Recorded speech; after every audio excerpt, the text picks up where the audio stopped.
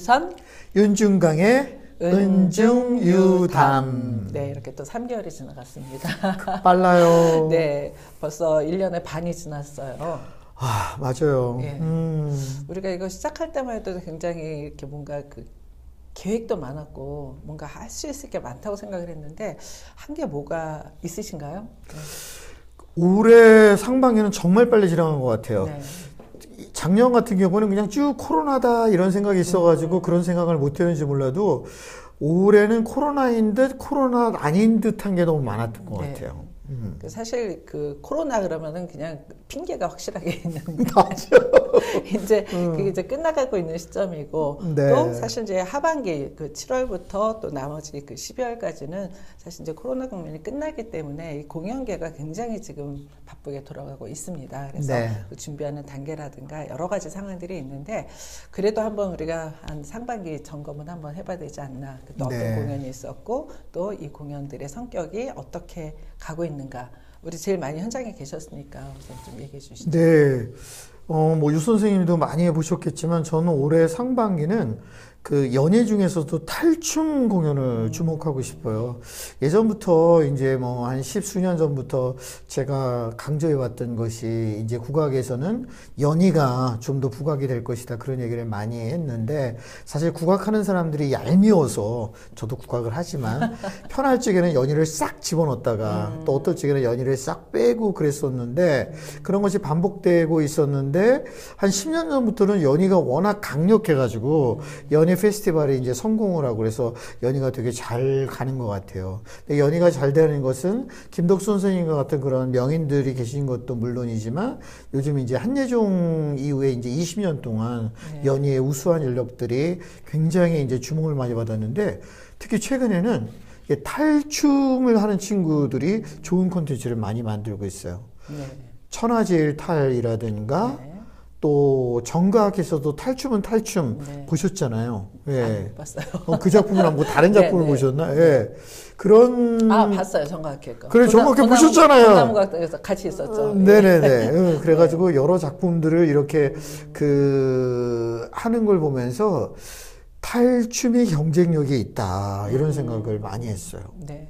요즘 이제 그 창작, 융합 이런 이제 그 카테고리와 더불어서 굉장히 공연이 어떤 그 자신의 어떤 전공 기반으로 해가지고 다양한 그런 변신들을 하고 있는 그런 추세로 가고 있는 것 같고 그 정각회 공연도 바로 그런 차원이었다는 생각이 들기는 해요. 네. 이제 그런 것에 비한다면은 그 원류 우리가 이제 흔히 이야기했던 그 전통 그 전공을 기반으로 한 공연들은 조금 침체됐다고 봐도 될까요? 저는 사실 그렇게 좋은 전반적으로는 침체된 것은 예. 사실인 것 같아요. 네. 그래서 요즘 저희들 같은 경우는 뭐 모든 사람들을 다 물어보는 건 아니지만 그래도 저희들 대학 다닐 때면은 그래도 정학이고 산조야. 네. 이런 생각을 많이 하고 있는 것 같은데 요즘은 그렇지 않은 것 같다라는 생각이 많이 들고요. 그럼에도 불구하고 저는 이제 그 도남원국악당 말씀하셨는데 도남원국악당의 산조대전 2022년 버전이라든가 그다음에 대전 지역을 중심으로 해서 연정국악원과 이태백 예술감독이 만들어내는 그 빛깔 그대로 그런 산조 시리즈는 3, 4년이 됐는데 관객들이 굉장히 많이 오고요. 그래서 산조는 거기서 좀 예외다라는 생각을 했어요. 근데 이제 좀 내용으로 이제 구체적으로 들어가면 이제 최근에 이제 도남국악당에서 산조대전을 이제 시즌 2를 하기는 했는데 사실 이제 전도 그걸 보면서 그런 생각이 좀 들었어요. 우리가 그 산조라는 음악을 잘 연주하는 명인들이 사실 그 윗계층 나이 세대로 보면은 50대 이상에서 굉장히 많은데 어느덧 그분들이 설 자리가 훅 밀려난 게 아닌가. 작년에만 산조대전 첫 번째 시즌 때만 해도 그분들이 이제 대거 참여를 했는데 이제 연령층이 확 낮아졌다는 생각이 좀 들어요. 물론 연주 기량이 중심인 거지 사실 세대가 중심은 아니지만 네. 그런 부분에서 사실 이제 이분들의 설 자리는 과연 물론 이제 그 조금 전에 얘기하셨던 이태백 선생님이 하는 그런 이제 공연에서도 몇몇 번은 쓰지만 더 많은 그 산조의 명인들이 설 자리가 있는 게 아닌가, 좀 적어지지 않았나 이 생각이 좀 들어요. 그게 사실은 맞는 얘기예요. 그러니까 인간문화재라든가 이런 뭐 70대나 80대 분들은 이제 명인으로 평생을 살아왔고 명인이라고 인정을 하는데 이런 문제가 있는 것 같아요. 요즘 기획자들이 40대 기획자들이잖아요. 40대 기획자들이 사실 40대나 50대의 그런 명인들에게 주목을 하기보다는 20대하고 30대의 젊은 연주자들 가운데서 전통음악에 대한 관심이 있는 이런 분들을 많이 무대에 세워주고 싶은 심리가 있는 것 같아요. 그래서 그 사실은 중간 세대의 좋은 연주자들이 소외되는 것은 분명히 있는 것 같네요. 이제 소외되는 것도 이제 문제지만은 사실 이제 안 하면은 무대에서 안 하면 사실은 개인 연습을 아무리 하게 한다 하더라도 조금 손해 아닌가. 국악계 전체로 볼 때도 그러니까 어떤 개인적인 손해뿐만이 아니라 그분들의 영향력이 분명히 있을 텐데 그게 좀 아쉬운 부분이 아닐까라는 생각이 들어요. 그 예전 민속구경 풍류에서도 그런 시리즈를 했던 것 같은데 거기서는 20대, 30대, 40대, 50대, 60대 이상 이런 것을 나눠서 공연을 했잖아요. 그래서 명인, 예인, 뭐 신진 이런 것처럼 그렇게 산조를 세대별로 나누는 기획이 굉장히 좋다라는 생각을 하고요. 그렇게 되면 이제 명인들이 소외되는 그 명인들의 후세대, 그러니까 말하자면은 저나 저보다 조금 아래 세대 분들이 어떤 면에서는 국악계에서 지금 소화해야 되는 세대잖아요. 그런 분들에 대한 그 설 자리가 생길 것 같다라는 생각을 하네요. 네. 산조도 뿐만이 아니라 어떤 그 정악으로 다 이렇게 개인 발표를 한다든가 사실 이제는 어떻게 보면 예전에는 어떤 그 재미있다 없다로 이렇게 이분법으로 이제 구분을 했다면 지금 같은 경우 사실 굉장히 이렇게 개성의 시대거든요. 그래서 이제 산조대전이 성공하는 것처럼 어떤 그 정악 면에서도 사실 그런 공연이 기획이 필요하지 않은가 이런 생각이 듭니다. 그래서 앞으로는 그런 기획들이 좀 더 많아졌으면 좋겠다는 생각도 들었고요. 근데 거기서 하나 덧붙일 얘기는 사실 이런 얘기는 민간에서는 하기 힘들고 국립국악원에서 더 해야 되지 않을까. 우리가 늘 얘기하면 국립국악원이 되고 국립국악원이 역할을 어느 정도는 하고 있는 것 같다라는 생각도 들고 올해만 풍류사랑방에서도 선생님도 그렇고 저도 그렇고 좋은 공연을 많이 봤지만 진짜 누가 이런 생각을 하면은 국립국악원이 해야 되는 거 아닌가? 네. 근데 뭐 꼭 국악원뿐만이 아니라 이제 공연을 기획하는 뭐 그 민속극장 만약에 이제 풍류만 하더라도 문화재 재단에도 민속음악만 있는 건 아니거든요. 그러니까 이제 사실은 같이 해야 되는 거죠. 근데 이제 이게 어떻게 보면 이제 산조나 어떤 게 붐이 이제 일어나는데 성공을 한 거고 이제 그 뒤를 이어서 이제 좀 어떤 다른 장르의 그 좀 깊이 있게 들여다보는 공연이 만들어졌으면 좋겠다는 생각이 들어요. 저는 이제 개인적으로 그 해금 연주자 그 윤문숙 선생님의 유초신제곡 한바탕. 사실 이제 그런 게 개인적으로도 이걸 다 외워서 공연하는 것도 굉장히 대단한 거지만 거기 오는 관객들 수준도 사실 대단한 거거든요. 그래서 물론 이제 그게 그냥 그 완주를 했다라는 거의 의미가 아니라 그 음악을 어떻게 보면 우리가 자꾸 없는 걸 창작하기보다는 있는 음악의 레파토리화도 더 저는 굉장히 중요하다고 생각을 해요. 그래서 그런 점에서 그런 공연들이 좀 많이 생겼으면 좋겠다라는 생각이 듭니다. 저도 못 갔는데 이제 윤문수 선생님 공연뿐만이 아니라 하주화 선생님의 그 검은고 공연 같은 거 이런 공연을 보면은 정말 그 존재 자체로도 감동을 주시잖아요.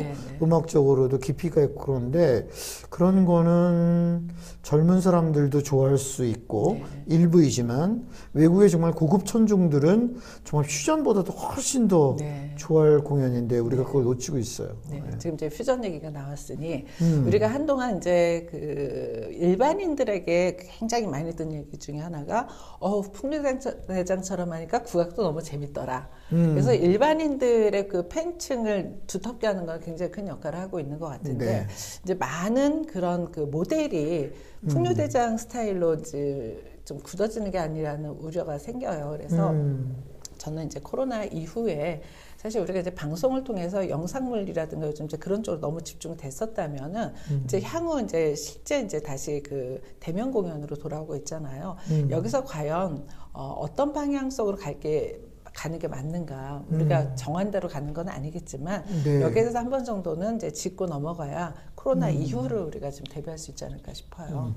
풍류대장 얘기를 조금 그래도 조금 해볼까요? 저는 이제 사실은 2000년대 초반에 국악의 대중성이 없을 때 많은 대중적인 시도에 대해서는 굉장히 긍정적인 입장이었고, 그래서 많은 팀들이 나왔을 적에는 이제 평론가가 개입하기보다는 그들 자신 내에서 좋은 팀들은 살아남고, 그렇지 않은 팀은 안타깝지만 퇴보될 것 같다라는 그런 예측을 했고, 그것이 맞았던 것 같아요. 그런 가운데서 이제 국악 속에서도 대중적인 요소가 많이 있는데, 사실 저는 풍류대장은 국악의 대중화라기보다는 대중음악의 국악화라는 생각을 그렇죠. 예, 더 하게 돼요. 대중가요 레퍼토리를 그 국악하는 사람들이 굉장히 잘 소화해냈잖아요. 예를 들면 조용필의 자존심을 조용필처럼 부를 수가 있지만 가야금 병창하는 그분이 나와서 이렇게도 할 수 있어. 네.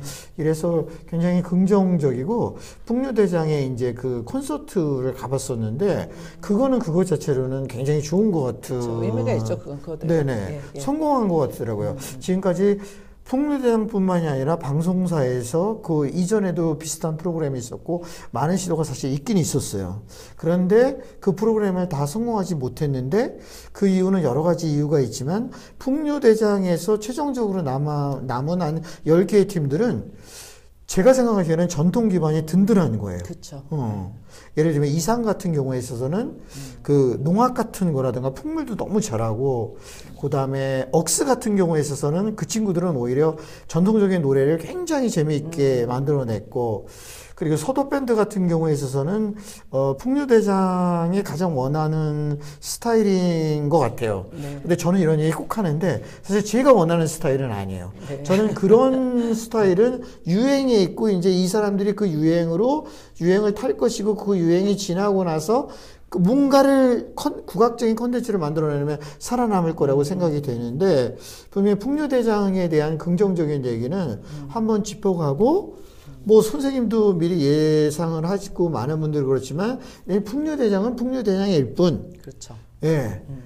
다른 게 또 풍류대장처럼 계속되면 안 되겠죠. 네, 저는 그래서 이제 물론 이제 그런 그 그러니까 대중음악의 국악화라는 면도 있지만은 사실 저는 거기에 가장 중요한 게 일단 이 전통음악을 하는 그 남은 그 10팀의 전통 기반으로 한 실력들이 저는 굉장히 훌륭하다고 생각하고 있기 때문에 저는 이제 그걸 부각시키고 정말 오리지널리티를 살리는 공연이 좀 많았으면 좋겠다는 생각이 드는 거죠. 그래서 여기서 얻은 그 국악에 대한 그 팬을 확보했다면 이 사람들을 데리고 이제 국악의 전통적인 모습을 보여줄 수 있는 걸로 연결하는 공연이 있어야 되는데 제가 볼 때는 그거는 기획자들의 역할이라는 기획자들의 역할이고 네, 극장의 역할이고 극장의 예. 역할이죠. 네, 그래서 이제 하반기에 우리가 이제 코로나19 이후에 펼쳐지는 공연에 있어서는 물론 이제 국악원은 국악원 나름대로 또 이제 각각의 형편이라든가 이런 게 사정이 있겠지만은 이제는 이런 전체 큰 분위기를 이끌어낼 만한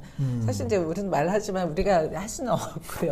네. 그래서 힘을 모아서 할 때가 되지 않았나 이걸 네. 한번 이제 공감을 하고 싶었습니다. 네. 좋은 기획자들이 있고 그게 공연이 성공할 것 같아요. 제가 말씀하시니까 지금 생각이 났는데 그 광명문화재단에서 이자람 씨 공연을 보러 갔었는데 그 이자람 씨 같은 경우는 굉장히 대중적이고 뭐 사천가, 억척가 이래서 굉장히 많은 나름 이자람뿐만이 아니라 반주팀들이 한 4-5명은 최소한 나오잖아요. 네. 그런데 여기서는 이자람 씨가 기타 하나 하고 그 고수 하나 하고 셋이 공연을 하는데 이 셋이도 같이 나오지도 않는 거예요.